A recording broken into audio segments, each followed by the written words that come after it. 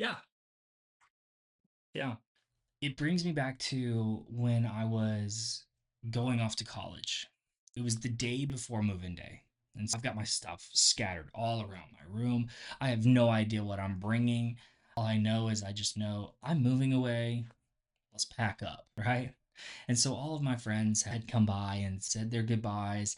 And my last friend, she finally left, and my mother walked her out, and then came back to my room, and, and sits at the door, puts her arms in it, folds it, and leans up against the door and looks at me and says, "I can put an X on the whole thing."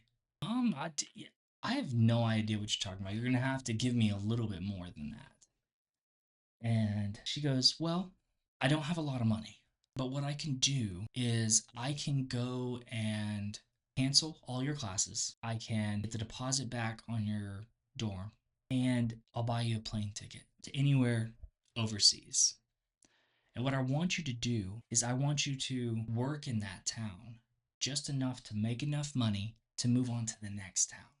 And then you're going to rinse and repeat. You're going to work until you get enough money, and then you're going to go on to the next town." Well, me, I'm 18 years old.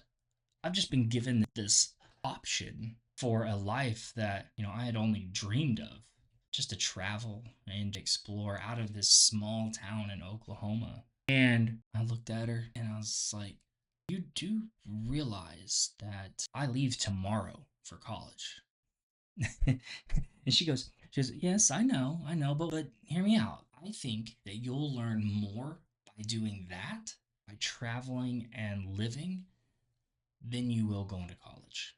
I may not hear from you for a few years, but I think you'll learn so much about life by doing that and making your way back home." I sat there for a minute and I was like, what do I do? My eyes are wide open. I'm wondering what the heck is going on. Am I dreaming? What do I even do? And I looked at her and I said, "I think I'm going to go to college." I used to say that I stayed in Oklahoma because of a girl, and now I'm stuck because of a girl. Now, the girl that I stayed in Oklahoma for, I thought I was in love. I was 17 years old. That's a story for a different time. Now, that phrase has changed. I stayed in Oklahoma because of a girl, and now I am in Oklahoma because of my girls.